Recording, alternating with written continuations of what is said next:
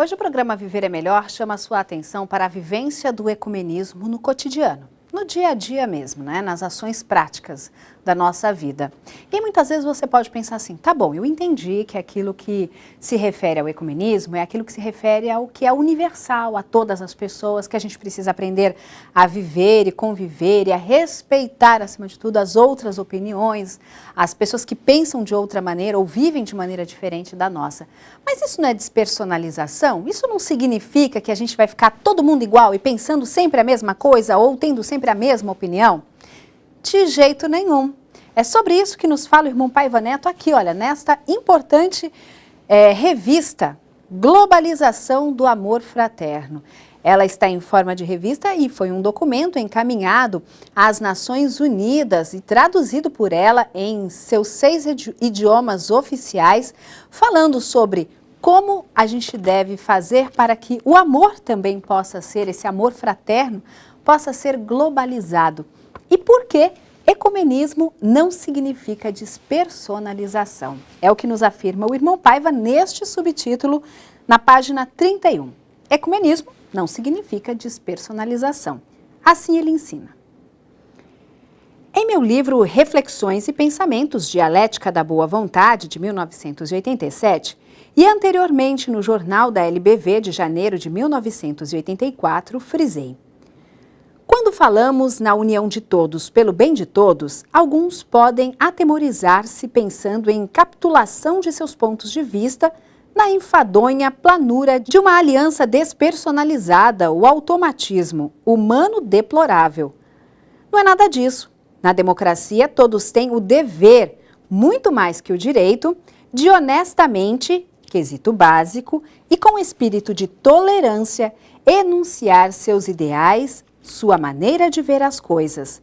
Entretanto, ninguém tem o direito de odiar a pretexto de pensar diferente, nem de viver intimidado pelo mesmo motivo. Dizia Gandhi, abre aspas, divergência de opinião não é motivo para hostilidade, fechar aspas. E ele vai aqui continuar neste subtítulo que você vai ler na íntegra, adquirindo a revista Globalização do Amor Fraterno. Ligando para o Clube Cultura de Paz no 0310 07 940. 0310 07 940. Hoje o programa Viver é Melhor fala sobre doenças mais comuns na terceira idade.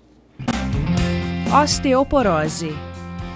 Bom, já que vamos falar sobre osteoporose, a gente vai buscar entender por que nessa fase da vida, doutor Mário, os ossos vão se tornando mais fragilizados. A gente, no metabolismo da nossa estrutura óssea, o que ocorre é que a gente forma o esqueleto e com toda a sua plenitude até em torno de 21 anos. Certo.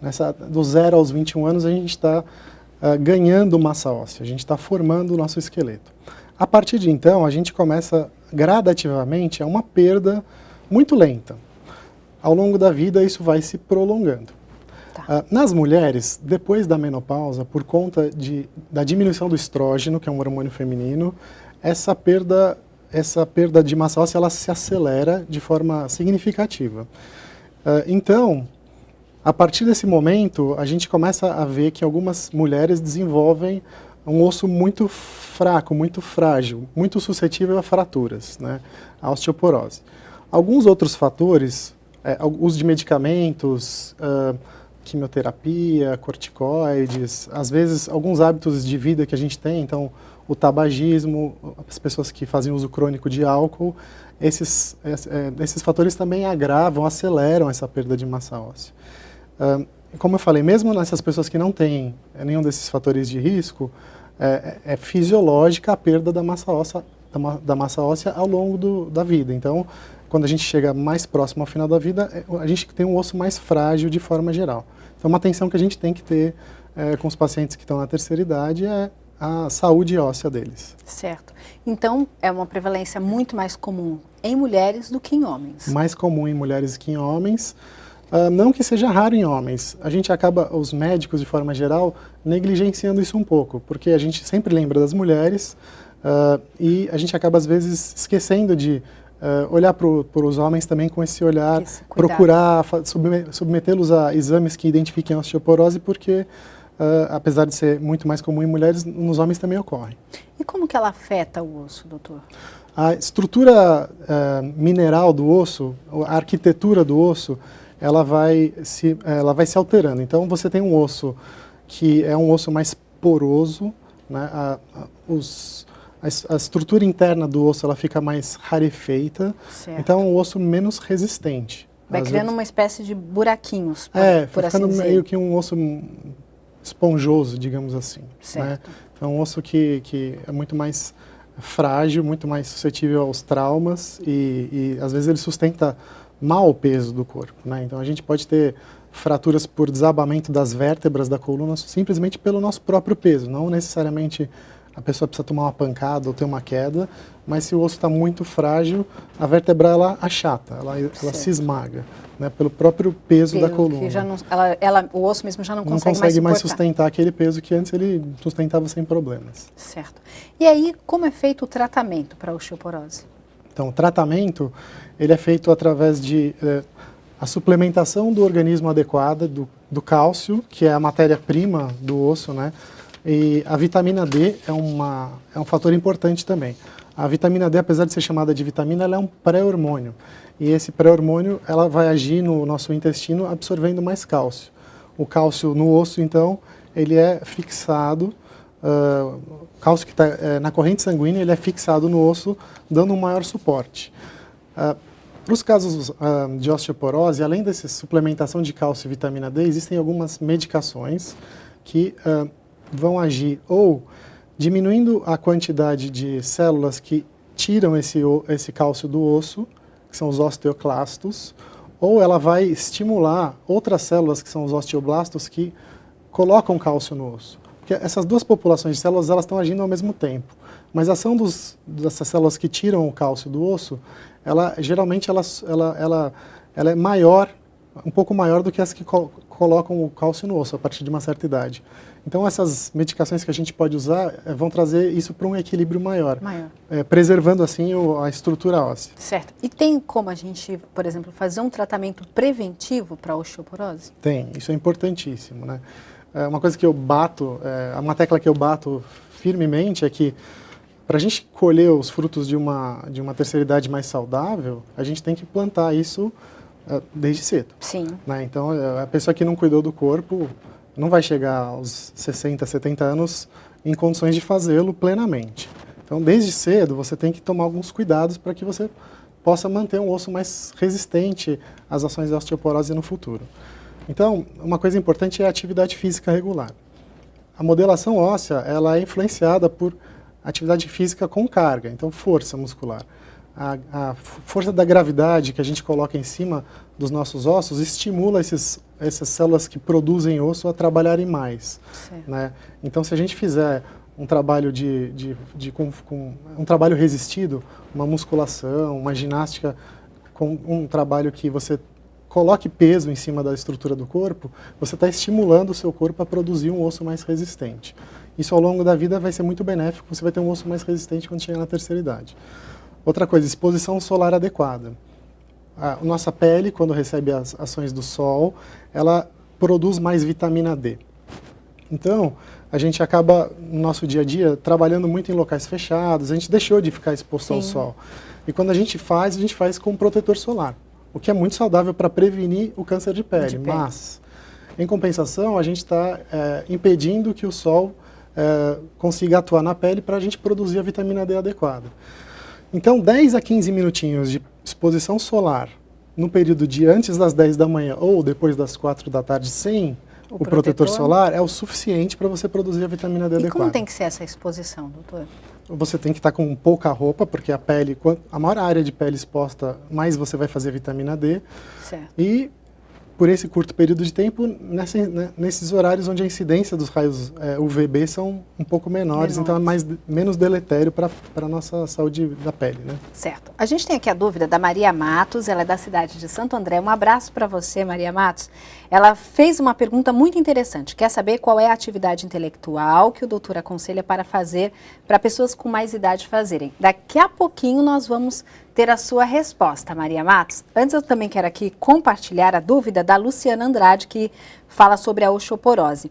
Ela pergunta, doutor, se uma pessoa que fez quimioterapia tem uma chance maior de ter osteoporose. E conta que a mãe dela fez um tratamento e acho que ela ainda está fazendo o tratamento, está tomando muito corticoide. Então, como eu falei antes, algumas medicações, elas aceleram essa perda da massa óssea. Os corticoides, se usados de forma contínua por um período maior do que 2 a 3 meses, eles realmente aceleram a perda da massa óssea. E alguns quimioterápicos também o fazem.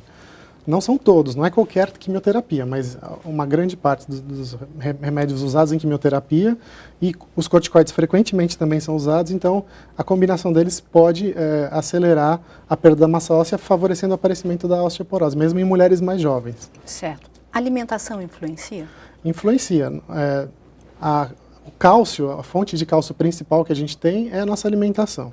Então, alimentos derivados do leite e algumas outras frutas e verduras, elas são a nossa principal fonte de cálcio.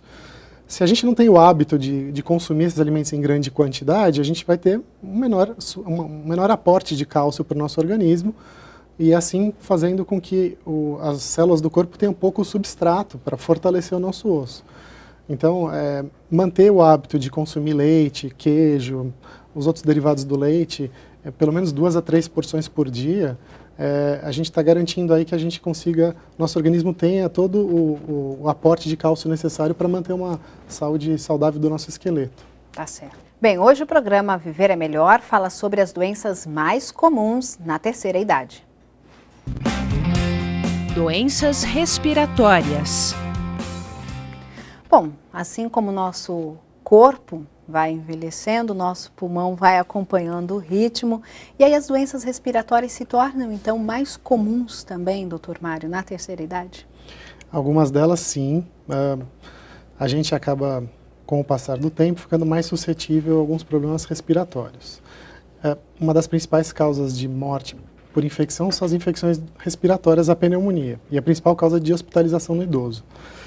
Então, a gente tem que pensar que alguns cuidados a gente tem que tomar, porque principalmente devido à sazonalidade da circulação de alguns vírus, a gente acaba tendo um aumento muito grande das doenças respiratórias em alguns períodos, principalmente inverno. A gente tem a maior circulação de vírus que causam infecções respiratórias, e às vezes essas infecções predispõem ao aparecimento de complicações, agravamentos e podem levar à morte. Então a gente tem que tomar alguns cuidados.